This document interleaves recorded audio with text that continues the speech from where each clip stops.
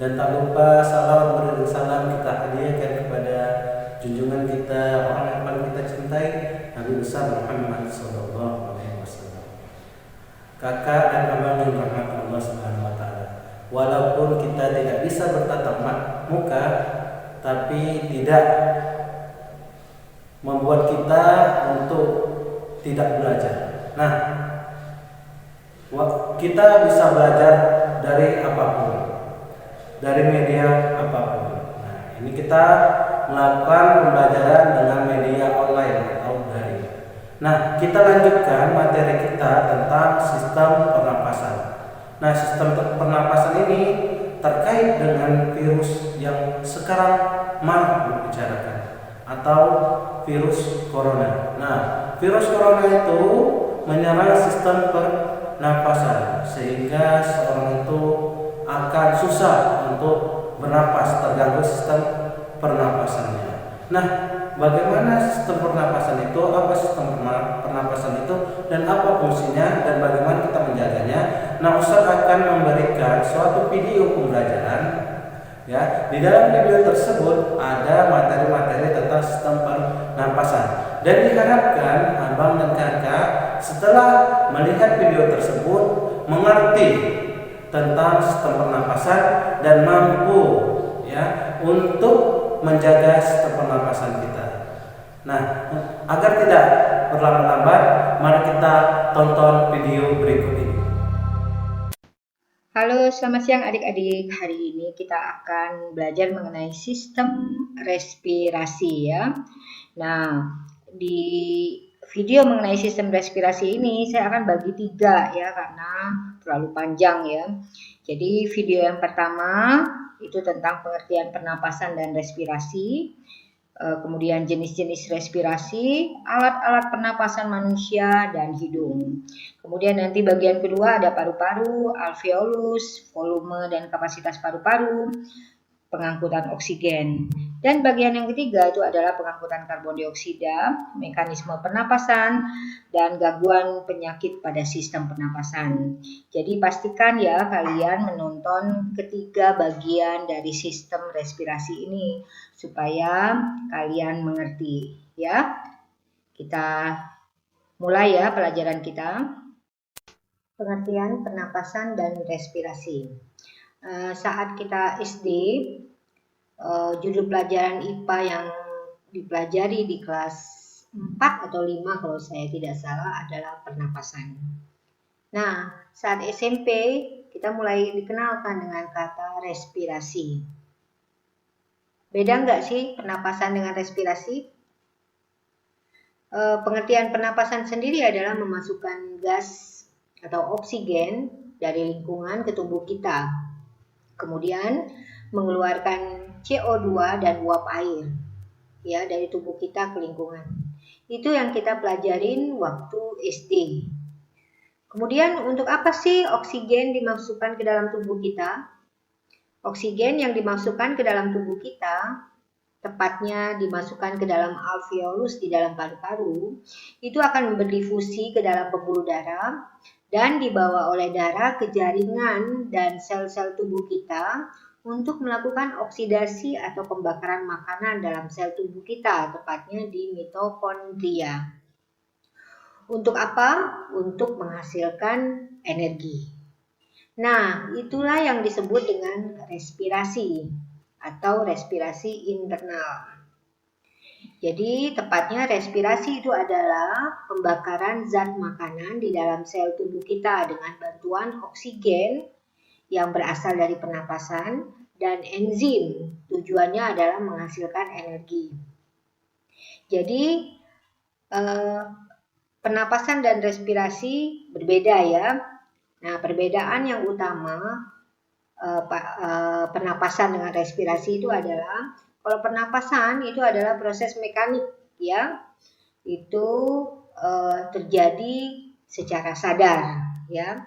Kemudian kalau respirasi itu adalah proses kimiawi, terjadi secara tidak sadar. Kemudian pernapasan itu terjadi antara tubuh kita dengan lingkungan eksternal ya. Karena itu pernapasan disebut juga dengan respirasi eksternal. Sedangkan respirasi itu terjadi di sel-sel tubuh kita, tepatnya di mitokondria. Karena itu respirasi disebut dengan respirasi internal atau respirasi seluler. Kemudian yang terakhir perbedaan pernapasan dengan respirasi adalah tujuannya. Ya, kalau pernapasan itu pertukaran gas dari lingkungan ke dalam tubuh kita, ya, jadi pertukaran oksigen dengan karbon dioksida dengan uap air. Kemudian kalau respirasi itu adalah tujuannya untuk memecah zat makanan atau nutrisi, ya, dengan bantuan oksigen untuk menghasilkan energi. Jadi adik-adik ngerti ya perbedaan pernapasan dengan respirasi. Jenis-jenis respirasi. Nah, kalau kalian sudah melihat slide kedua tentang pengertian pernapasan dan respirasi, maka kalian mengetahui bahwa respirasi berdasarkan tujuannya itu ada dua, yaitu yang pertama respirasi eksternal ya, atau yang disebut dengan pernapasan.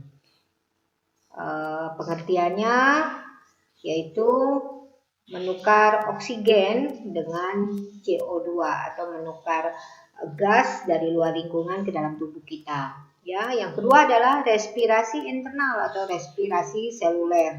Ya, itu artinya adalah membakar makanan dalam mitokondria yang tujuannya adalah untuk menghasilkan energi, tapi dengan bantuan oksigen yang berasal dari respirasi eksternal. Ya, nah ini respirasi eksternal dan internal ini jenis-jenis respirasi berdasarkan tujuannya ini dipelajari saat kalian SMA, ya. Nah, kalau respirasi eksternal itu sudah dipelajari waktu SD dan SMP. Kemudian saya bagi lagi jenis-jenis pernapasan berdasarkan alat bantunya. Kalau ini sudah kita pelajarin waktu SD ya. Nah, ingat yang saya katakan ini adalah pernapasan, berarti ini adalah respirasi eksternal ya. Pernapasan berdasarkan alat bantunya itu dibagi menjadi satu pernapasan dada ya. Nah, pernapasan dada ini dibantu oleh otot antar tulang rusuk. Ya, untuk SD sama SMP cukup jawabannya dengan otot antar tulang rusuk. Tapi untuk SMA kalian harus tahu bahwa otot antar tulang rusuk ada bagian luar ya, yang disebut dengan intercostalis externus. Ya, gunanya kalau dianya berkontraksi dia akan mengangkat tulang rusuk. Ya, ini terjadi pada waktu inspirasi. Kemudian ada juga otot antar tulang rusuk bagian dalam atau disebut dengan intercostalis internus. Ya, ini berguna untuk kalau dia berkontraksi dia akan menurunkan tulang rusuk. Ini terjadi pada saat ekspirasi. Ya. Nah, kemudian yang kedua adalah pernapasan perut. Nah, pernapasan perut ini dibantu oleh otot diafragma. Ya, otot diafragma ini adalah otot yang memisahkan antara rongga dada dengan rongga perut. Tapi pernapasan itu sebenarnya bisa dibantu juga oleh otot di tulang dada ya. Otot yang namanya sternocleidomastoid ya, itu mengangkat tulang dada atau sternum. Kemudian ada juga otot scalenus. Ini adalah otot untuk mengangkat dua tulang rusuk yang paling atas. Alat-alat pernapasan atau saluran pernapasan saya bagi dua ya. Karena ada alat-alat pernapasan pada sistem pernapasan atas ya. Jadi sistem pernapasan atas itu di luar rongga dada ya, termasuk hidung, faring, laring dan trakea. Kemudian ada alat-alat pernapasan yang termasuk dalam sistem pernapasan bawah. Itu termasuk dalam di dalam rongga dada ya. Nah, ini termasuk bronkus, kemudian bronchiolus, alveolus ya, paru-paru itu semuanya adalah alat-alat pernapasan pada sistem pernapasan bawah. Oke, nah kita akan belajar mengenai seluruhnya ya. Jadi kalau pernapasan berarti seluruhnya. Jadi kita mulai dari hidung. Nah, udara pernapasan itu akan masuk melalui rongga hidung. Ingat, di dalam rongga hidung itu terdapat selaput lendir yang gunanya menangkap benda-benda asing yang masuk ke dalam hidung kita.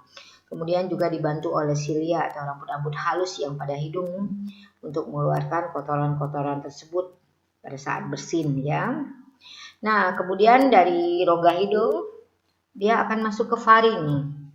Nah, kalian kalau bingung ngapalin faring sama laring itu gampang ya. Karena apa? Faring duluan, faring lebih atas daripada laring. Kalian ingat aja, faring dimulai dari huruf F, sedangkan laring dimulai dari huruf L. Yang mana lebih duluan? Itu adalah F ya. Jadi faring lebih duluan atau letaknya lebih di atas daripada laring ya. Nah, jadi udara dari hidung itu akan masuk ke faring. Faring itu apa sih? Faring itu adalah percabangan 3 saluran. Jadi ada percabangan ke hidung, ke mulut, dan ke trakea atau tenggorokan. Ya, jadi faring itu adalah pertemuan antara 3 cabang saluran. Oke. Nah, percabangan ke hidung itu disebut dengan nasofaring. Ya, kemudian pada percabangan ke mulut namanya itu adalah oral faring ya, dan percabangan ke trakea itu disebut dengan hipofaring. Oke, jadi ingat ya, faring dulu dari rongga hidung ke faring. Nah, kemudian di agak ke bawahnya lagi itu terdapat laring atau disebut dengan pangkal tenggorokan. Ya, disinilah terdapat pita suara. Ya, jadi kalau udara masuk melalui rongga hidung terus ke faring, kemudian ke laring, terdapat pita suara. Udara itu menyebabkan pita suara bergetar. Itu akan mengeluarkan suara, ya. Nah, dari laring itu akan masuk ke tenggorokan atau trakea, ya. Nah, ini juga kadang-kadang kalian bingung antara tenggorokan dengan kerongkongan. Nggak usah bingung. Kenapa? Kalau saya ya, cara menghafalkannya, ingat aja tenggorokan itu berhubungan dengan THT, telinga, hidung, tenggorokan, betul? Jadi kalau ingat sistem pernapasan itu kan melalui hidung. Jadi ingat THT, telinga, hidung, tenggorokan. Jadi kalau pernapasan itu pasti itu adalah trakea atau tenggorokan, bukan kerongkongan, ya. Nah, trakea ini seperti pipa yang panjangnya kurang lebih sekitar 10 atau 12 cm ya, yang memanjang dari leher sampai ke rongga dada. Nah, di dinding trakea ini dilapisi oleh cincin tulang rawan dan bagian dalamnya bersilia, sama seperti pada rongga hidung kita. Nah, silia di tenggorokan itu fungsinya persis sama juga, yaitu menyaring debu dan benda-benda asing yang masuk ke saluran pernapasan. Nah, dari trakea, udara akan masuk ke cabang tenggorokan atau yang disebut dengan bronkus. Ada 2 ya, yaitu bronkus kiri dan bronkus kanan. Di bronkus juga masih terdapat silia yang bisa menyaring kuman atau udara kotor supaya tidak bisa masuk ke paru-paru. Nah, dari bronkus, udara akan masuk ke dalam cabang-cabang bronkus, yaitu namanya disebut bronkiolus. Bronkiolus ini sudah terdapat di dalam paru-paru. Ya, nah, bronkiolus akan bercabang-cabang sekitar 20-25 kali ya. Kemudian di ujung-ujungnya terdapatlah alveolus. Oke, jadi kalau kalian disuruh menyebutkan urutan alat pernapasan pada manusia, kalian sebutkan pertama rongga hidung, faring, laring, trakea, bronkus, bronkiolus, alveolus. Ada 7 ya. Kemudian ingat, kalau pertanyaannya adalah organ yang berhubungan dengan sistem pencernaan, berarti kalian jawabnya adalah faring. Karena faring itu adalah saluran yang menghubungkan 3 saluran lain termasuk ke mulut atau disebut dengan oral faring. Nah, setelah udara sampai ke paru-paru, maka udara itu akan berdifusi ke pembuluh darah yang mengelilingi alveolus. Oke? Jadi terjadilah pertukaran antara oksigen dengan karbon dioksida. Jadi kalau ditanya di mana tempat terjadi pertukaran antara karbon dioksida dengan oksigen, itu adalah di alveolus. Hidung itu termasuk alat indera juga ya. Jadi di atas bagian atas hidung itu terdapat serabut saraf pembau atau olfaktori, ini sebelah sini ya. Kemudian di ujungnya serabut saraf itu akan menuju ke otak ya. Nah, di bawah serabut saraf pembau itu terdapat silia atau saraf pembau. Karena itu hidung itu sebagai alat indera ya, salah satu alat indera. Nah, hidung juga termasuk alat pernapasan atau alat pernapasan atas ya. Nah, kita akan belajar mengenai hidung sebagai alat pernapasan atas. Nah, di hidung itu terdapat rongga hidung atau cavum nasalis ya. Nah, di cavum nasalis ini terdapat selaput lendir yang melapisi rongga hidung. Tujuan adanya selaput lendir ini adalah untuk menjebak partikel-partikel debu atau kotoran yang masuk ke hidung kita saat kita bernapas. Ya, nanti debu atau kotoran yang terjebak itu akan dikeluarkan dengan bantuan silia atau rambut-rambut hidung secara alami saat kita bernapas. Jadi di dalam hidung udara akan mengalami penyaringan udara oleh selaput-selaput lendir dan rambut-rambut pada hidung. Kemudian selain itu lendir juga berguna untuk mengatur kelembapan udara yang masuk ke dalam hidung ya. Nah, di dalam hidung juga terdapat sinus, yaitu ruangan atau rongga yang berisi udara ya. Ada frontal sinus, ini terdapat di atas hidung ya. Itu di atas hidung. Kemudian ada di bawahnya frontal sinus terdapat ethmoidal sinus. Kemudian ada sphenoid sinus, itu di bagian dalam hidung. Kemudian ada maxillary sinus, itu terdapat di pipi.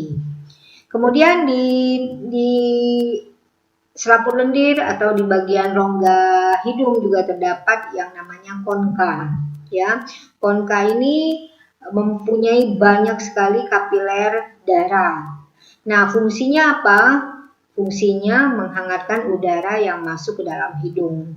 Sehingga di dalam hidung udara juga mengalami pengaturan suhu yang dilakukan oleh pembuluh darah yang terdapat di konka ya. Nah, yang dialami udara di dalam hidung ini sering banget belajar mengenai paru-paru atau yang disebut juga dengan pulmo ya. Nah, paru-paru manusia itu ada paru-paru kanan, ada dua ya, paru-paru kanan dan paru-paru kiri. Paru-paru kanan itu disebut dengan pulmo dexter, paru-paru kiri disebut dengan pulmo sinister. Oke, ingat jangan salah antara paru-paru kanan dengan paru-paru kiri. Jadi kalau kalian belajar biologi ya, apalagi ada gambarnya, maka kalian harus bertindak sebagai guru yang menunjukkan gambar kepada murid-muridnya. Jadi gambar bagian kanan kalian itu adalah bagian kanan ya, sedangkan gambar bagian kiri itu adalah bagian kiri itu tersebut ya. Jadi kalau ini adalah paru-paru kanan dan ini adalah paru-paru kiri. Jangan melihat seperti kita melihat gambar di depan ya, ngerti ya. Nah, paru-paru kanan dan paru-paru kiri ini berbeda ya. Berbeda pada apanya? Pada yang pertama adalah beratnya. Dan kemudian yang kedua adalah berapa banyak lobusnya. Paru-paru kanan lebih berat daripada paru-paru kiri karena paru-paru kanan itu mempunyai 3 lobus. Beratnya kurang lebih sekitar 375 sampai 600 gram. Sedangkan paru-paru kiri ya atau pulmo sinister itu hanya terdapat 2 lobus saja. Dan beratnya kurang lebih sekitar 325 sampai 550 gram. Oke. Nah, seluruh bagian paru-paru itu dibungkus oleh dua selaput tipis yang disebut pleura. Ini sering banget keluar di ulangan adik-adik di SD, ya. Nah, karena ada dua selaput tipis, maka ada bagian yang dalam yang bersentuhan langsung dengan paru-paru, itu yang disebut dengan pleura visceralis, ya. Kemudian yang bagian luar itu disebut dengan pleura parietalis. Nah, antara selaput dalam dengan selaput luar itu terdapat rongga yang berisi cairan, ya, yang disebut dengan pleura fluid atau cairan serous. Itu cairan itu berasal dari plasma darah. Nah, cairan itu mempunyai fungsinya sebagai pelumas bagi paru-paru sehingga memungkinkan pergerakan paru-paru untuk mengembang dan mengempis, ya. Nah, saat paru-paru mengembang dan mengempis, maka paru-paru bisa karena ada cairan pleura fluid tadi, maka secara bebas dia bisa mengembang dan mengempis tanpa ada gesekan dengan dinding dada. Oke? Nah, apa saja sih yang terdapat di dalam paru-paru? Nah, bronkus kalian tahu kan? Bronkus itu adalah cabang dari tenggorokan atau trakea sebelum paru-paru. Bronkus itu di luar paru-paru, ya. Jadi bronkus itu merupakan saluran yang memastikan agar udara masuk dari trakea ke paru-paru. Dia juga mencegah infeksi karena terdapat silia dan lendir untuk menjebak bakteri yang akan masuk paru-paru. Nah, nanti di ujung-ujung bronkus terdapat cabang-cabang bronkus atau yang disebut bronkiolus. Ini sudah terdapat di dalam paru-paru. Ingat, bronkiolus terdapat di dalam paru-paru. Kemudian di dalam paru-paru juga terdapat alveolus atau jamaknya disebut dengan alveoli, ya. Juga terdapat pembuluh darah. Nah, bronkiolus yang di dalam paru-paru itu bercabang-cabang terus, ya. Kemudian diameternya kurang lebih sekitar 1 mm. Nah, di ujung-ujung dari cabang akhir, sekarang kita belajar mengenai alveolus. Seperti kita ketahui, alveolus ini terdapat di dalam paru-paru kita, ya. Dia strukturnya seperti gelembung-gelembung kecil yang berisi udara. Alveolus terdapat di ujung bronkiolus, ya. Nah, jumlah alveolus di dalam dua paru-paru tersebut, ya, sekitar 2 sampai 3 juta buah. Nah, kalau kalian mendengar kata alveoli, nggak usah bingung karena alveoli adalah alveolus dalam bentuk jamak. Nah, alveolus itu, satu buah alveolus itu berdiameter kurang lebih sekitar 200 sampai 300 mikrometer. Sehingga secara keseluruhan atau secara 2 juta sampai 3 juta alveolus itu luas permukaannya itu mencapai 160 meter persegi atau 100 kali lebih luas dari permukaan tubuh manusia. Nah, alveolus itu terdiri dari jaringan epitel pipih selapis yang sangat tipis. Nah, karena dia dilapisi oleh epitel pipih selapis itu, maka di alveolus itu bisa terjadi difusi, ya, antara alveolus dengan pembuluh kapiler yang menyelimuti alveolus. Sehingga di alveolus itu bisa terjadi pertukaran antara gas CO2 dengan gas O2, oksigen dan karbon dioksida secara difusi, ya. Jadi kalau ditanya di mana tempat terjadi pertukaran gas CO2 dan O2, itu adalah alveolus, ya. Jadi pertukaran gas CO2 ke O2 itu terjadi antara pembuluh darah kapiler ke alveolus.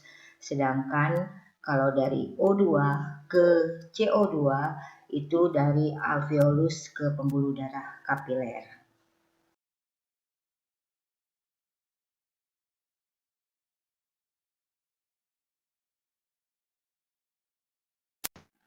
Volume dan kapasitas paru-paru. Volume paru-paru itu adalah volume udara yang terdapat di dalam paru-paru. Nah, volume paru-paru manusia itu tidak sama bagi setiap orang, tergantung dari umur, jenis kelamin, suhu tubuh, kemudian posisi tubuh, aktivitas seseorang, dan lain-lain ya. Nah, kalau kalian lihat gambar di atas, maka volume paru-paru itu adalah bagian gambar yang sebelah kiri. Jadi kalian lihat yang sebelah kiri aja ya.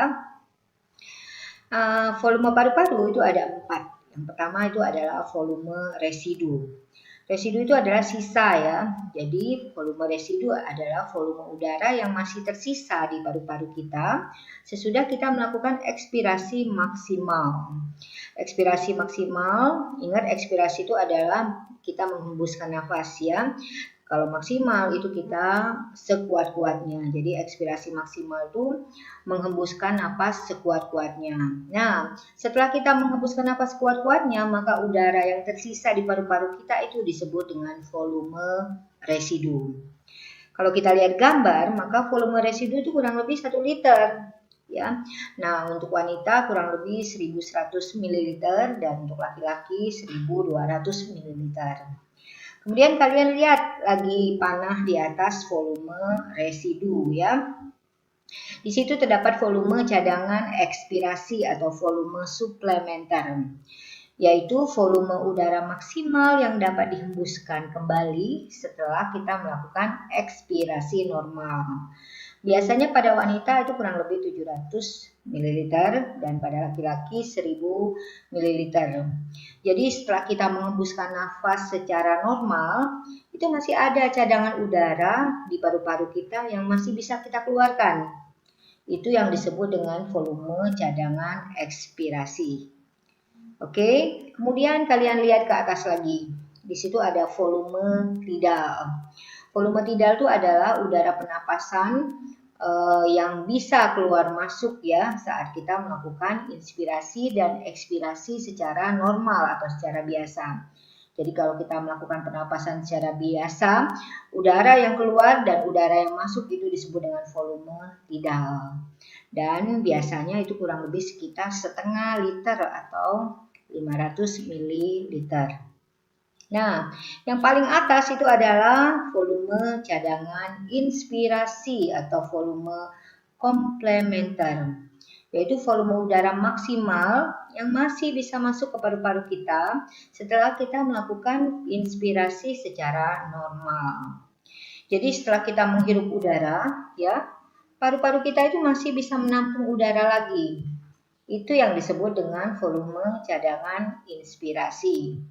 Nah, biasanya pada wanita itu kurang lebih 1900 ml, pada laki-laki 3300 ml. Oke, itu 4 volume paru-paru. Itu kalian harus hafalkan ya dan dimengerti. Nah, sekarang kita masuk ke kapasitas paru-paru. Ini merupakan kombinasi dari jenis-jenis volume paru-paru yang saya sudah jelaskan di atas yang ada 4 tadi ya. Nah, kalau pada gambar di depan kalian itu, kalian lihat sebelah kanannya ya. Nah, pada kapasitas paru-paru itu yang paling sering ditanya di ulangan itu adalah kapasitas vital paru-paru. Itu artinya adalah volume udara maksimum yang bisa keluar dan masuk ke dalam paru-paru. Ya, jadi ini udara yang bisa keluar dan masuk maksimum ke dalam dan keluar paru-paru kita. Nah, jadi kapasitas vital paru-paru itu merupakan penjumlahan dari volume cadangan inspirasi ditambah dengan volume tidal, ditambah lagi dengan volume cadangan ekspirasi. Karena volume-volume paru-paru tersebut yang 3 tadi itu bisa keluar masuk paru-paru secara bebas ya. Itulah kapasitas vital paru-paru. Nah, pada wanita kapasitas vital paru-paru itu kurang lebih 3100 ml. Sedangkan pada laki-laki kurang lebih 4800 ml. Oke. Kapasitas yang paru-paru yang kedua itu adalah kapasitas total paru-paru, yaitu volume udara total yang dapat ditampung oleh paru-paru kita. Jadi berapa banyak sih udara yang dapat ditampung oleh paru-paru kita? Itu adalah kapasitas total. Berarti kapasitas total itu adalah udara yang bisa keluar masuk secara bebas ditambah udara tersisa di paru-paru ya, yang harus tersisa. Jadi kapasitas total itu sama dengan kapasitas vital paru-paru ditambah dengan volume residu. Ya, karena kapasitas vital paru-paru itu adalah udara yang bisa keluar dan masuk, volume residu adalah udara yang harus tersisa di paru-paru. Nah, pada wanita itu kurang lebih 4.200 ml dan pada laki-laki 6.000 ml. Dan yang kapasitas paru-paru lagi ada 2 lagi. Nah, ini jarang sekali masuk ke soal-soal ulangan. Tapi kalian harus tahu juga ya. Yang pertama itu adalah kapasitas residu fungsional. Hampir sama dengan volume residu. Yang membedakannya adalah kapasitas residu itu adalah volume udara yang tersisa di paru-paru setelah ekspirasi normal. Ya. Jadi kalau yang volume residu setelah ekspirasi maksimal, itu bedanya. Ya, oke. Biasanya yang kapasitas residu fungsional itu lebih besar daripada volume residu. Pada wanita kurang lebih 1.800 ml dan pada laki-laki 2.200 ml ya. Yang kedua yaitu kapasitas inspirasi, yaitu volume udara maksimal yang dapat dihirup setelah inspirasi normal ya. Kalau kalian lihat itu kapasitas inspirasi itu pada wanita kurang lebih 2.400 ml. Kemudian pada laki-laki itu kurang lebih sekitar 3.800 ml. Nah, kapasitas inspirasi itu sebenarnya adalah penjumlahan dari volume cadangan inspirasi ditambah dengan volume tidal. Mudah-mudahan mengerti ya. Pengangkutan oksigen di dalam darah. Nah, setelah terjadi respirasi eksternal atau masuknya oksigen ke dalam paru-paru atau alveoli ya melalui hidung kita, maka oksigen itu akan masuk ke dalam sistem pembuluh darah. Nah, bagaimana oksigen diangkut di dalam darah? Itu ada 2 cara, yaitu yang pertama adalah oksigen diikat oleh hemoglobin yang terdapat di dalam eritrosit. Jadi setelah oksigen terlarut di dalam plasma darah, kemudian oksigen akan berdifusi ke eritrosit. Kemudian oksigen akan berikatan dengan hemoglobin. Ini reaksi kimianya yaitu di mana oksigen Hb atau hemoglobin itu mengikat oksigen. Reaksi ini disebut dengan deoksigenasi. Sehingga menghasilkan yang namanya HBO2 atau oksihemoglobin. Ya, ini adalah pengangkutan oksigen paling banyak. Sekitar 97% oksigen diangkut dengan cara oksigen diikat oleh hemoglobin. Kemudian yang kedua adalah oksigen larut dalam plasma darah. Ya, itu hanya sebagian kecil sekitar 2-3% saja. Ya, jadi oksigen diangkut paling banyak di dalam darah melalui pengikatan oleh hemoglobin sehingga membentuk oksihemoglobin. Peristiwa respirasi seluler atau internal atau oksidasi biologi ya, pembakaran makanan dalam tubuh, maka akan dihasilkan karbon dioksida atau CO2. Nah, bagaimana karbon dioksida ini akan diangkut keluar? Karena karbon dioksida ini harus dikeluarkan dari tubuh ya. Nah, sekarang kita belajar bagaimana pengangkutan karbon dioksida atau CO2 supaya keluar dari tubuh. Ada 3 cara. Cara pertama dan kedua itu sangat berhubungan erat ya. Kita ke cara pertama dulu ya, yang paling banyak yaitu sekitar 60-70%. Jadi kalau ditanya pertanyaan yang sering ditanyakan di ulangan adalah pengangkutan karbon dioksida terbanyak dalam bentuk apa, maka itu yang pertama yaitu dalam bentuk bikarbonat atau HCO3- ya. Jadi yang pertama CO2 terikat dalam gugus ion HCO3- atau bikarbonat oleh plasma darah, di dalam plasma darah ya. Itu sekitar 60-70% ya. Nah, ini disebut juga dengan peristiwa pertukaran klorida ya. Nanti kalian bisa lihat mengapa disebut pertukaran klorida ya. Nah, ion bikarbonat ini berasal dari ionisasi asam karbonat atau H2CO3 ya, sehingga menjadi H+ dan HCO3-. Nah, ion H+ ini itu bersifat racun sehingga dia diikat oleh hemoglobin.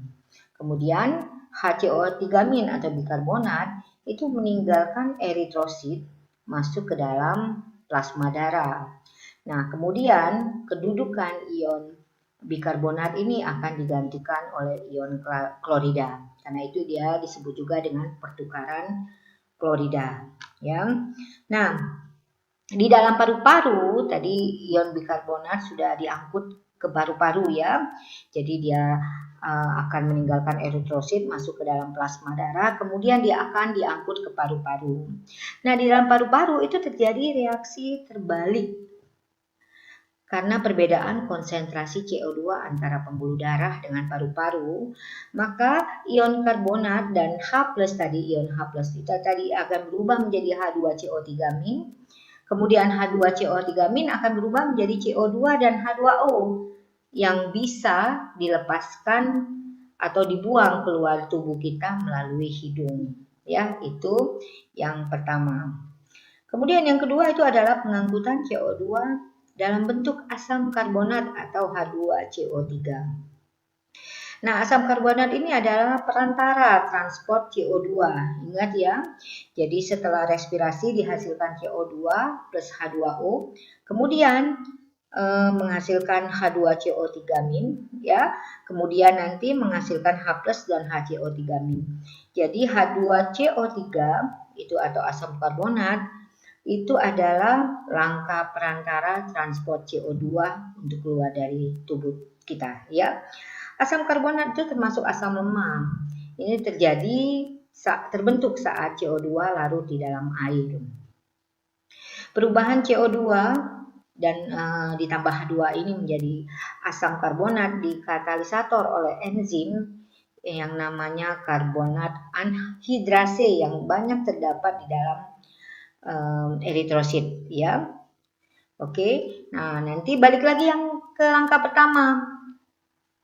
Asam karbonat akan berubah lagi atau mengalami ionisasi sehingga menjadi ion hidrogen dan ion bikarbonat ya. Jadi seperti yang saya sudah katakan sebelumnya, pengangkutan karbon dioksida yang pertama dan kedua sangat berhubungan ya. Kemudian yang ketiga adalah CO2 diikat oleh yang namanya hemoglobin. Ini seperti pengangkutan oksigen ya. Jadi kurang lebih 25% karbon dioksida diikat oleh hemoglobin yang membentuk yang senyawa yang namanya karboksihemoglobin. Gampang ya mengapalnya. Karbon dioksida diikat oleh hemoglobin membentuk karboksihemoglobin ya. Nah, tapi juga disebut juga dengan kalau ada kata lain yaitu karbominohemoglobin itu sama dengan karboksihemoglobin ya. Kenapa? Karena bagian hemoglobin yang mengikat CO2 itu adalah gugus asam amino. Jadi itu reaksinya yaitu CO2 diikat oleh Hb menjadi HbCO2 atau disebut dengan karboksihemoglobin. Dan ingat nih, jika seseorang itu terpapar karbon monoksida atau CO2, maka kemampuan hemoglobin mengikat oksigen itu akan terhambat ya, karena karboksihemoglobin 200 kali lebih mudah terbentuk daripada oksihemoglobin. Karena itu bahaya kalau kita tinggal di daerah yang banyak polusinya, ya. Nah, bila terjadi rusak ya, pengangkutan karbon dioksida ini rusak, maka nanti akan terjadi peristiwa yang namanya asidosis ya. Jadi bila transport CO2 itu rusak atau terganggu, itu akan terjadi peristiwa yang namanya asidosis atau pH turun dari nilai normal atau peningkatan kadar asam di dalam darah. Ingat pH normal kita itu adalah 7,4. Nah, tiap liter darah itu dapat melarutkan kurang lebih 4,3 cc CO2 ya, sehingga bisa mempengaruhi pH darah menjadi asam ya. Nah, kemudian selain itu juga terjadi peristiwa yang namanya alkalosis, yaitu peningkatan kadar basa di dalam darah atau pH naik di atas normal ya. Jadi kalau lebih dari 7,4 itu berarti itu alkalosis ya. Nah, ini bisa mengakibatkan banyak sekali penyakit. Jadi kalau asidosis bisa sakit kepala, lelah, tremor, mengantuk sampai menjadi disfungsi otak besar ya. Jadi pengangkutan CO2 terganggu akan mengakibatkan banyak sekali penyakit. Mekanisme pernapasan. Saat kita melakukan pernapasan ya, baik pernapasan dada maupun pernapasan perut, itu pasti terjadi dua siklus pernapasan, yaitu inspirasi dan ekspirasi. Inspirasi itu adalah memasukkan oksigen ke dalam paru-paru kita ya, atau dengan kata lain kita menghirup udara. Yang kedua, ekspirasi, yaitu mengeluarkan karbon dioksida dan uap air keluar dari tubuh kita, atau kita bilangnya mengembuskan udara. Cara menghafalnya gampang. Kalau inspirasi ingat in itu artinya kan dalam. Berarti inspirasi memasukkan ke dalam tubuh kita ya. Apa yang dimasukkan yaitu oksigen. Ekspirasi kebalikannya. Oke.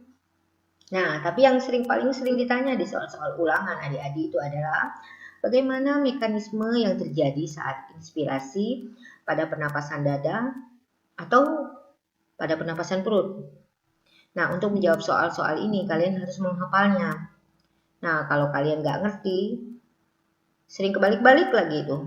Terus gimana dong cara menghafalnya? Gampang.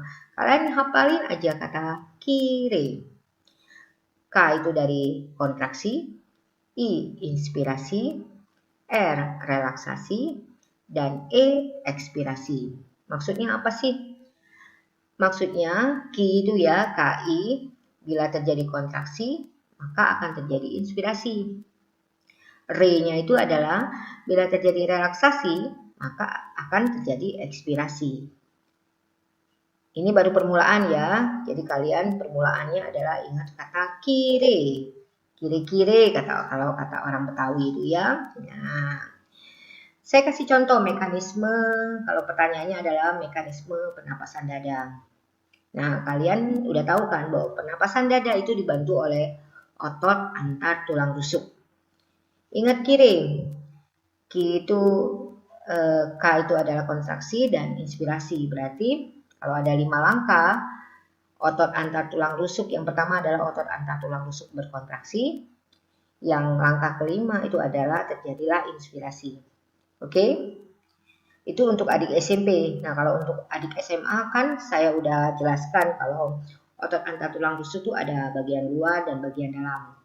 Nah, kalau berkontraksi, inspirasi maksud saya, maka yang berkontraksi itu adalah otot antar tulang rusuk bagian luar atau intercostalis externus. Oke? Nah, kemudian apa yang terjadi pada otot itu kalau dia berkontraksi? Maka langkah kedua, otot antar tulang rusuk berkontraksi dia akan terangkat. Jadi bayangkan tulang rusuk kita terangkat. Yang ketiga terjadi rongga dada kita membesar. Nah, kalau rongga dada membesar berarti tekanan udara di paru-paru mengecil. maka perlu masuk udara sehingga terjadilah inspirasi. Oke? Ngerti kan? Terus gimana kalau ekspirasi pernapasan dada? Gampang. Kalian ingat kiri lagi, ingat re-nya, relaksasi, ekspirasi, ya. Jadi langkah pertama pasti otot antar tulang rusuk yang relaksasi, ya. Jadi kalau untuk adik SMA, intercostalis externusnya yang relaksasi, ya. Kemudian kalau otot antar tulang rusuk relaksasi, maka tulang rusuk kita akan menurun. Oke, kalau tadi yang kontraksi terangkat, ini menurun, kebalikannya ya. Yang ketiga, maka rongga dada mengecil. Yang keempat, kalau rongga dada mengecil, tekanan udara di paru-paru itu akan membesar. Maka dia harus mengeluarkan udaranya, yaitu terjadi ekspirasi. Gampang kan? Itu hanya kebalikannya saja ya. Oke, terus gimana pertanyaan kalau mekanisme inspirasi pernapasan perut? Kalian ingat kiri lagi. Ki, kontraksi, inspirasi.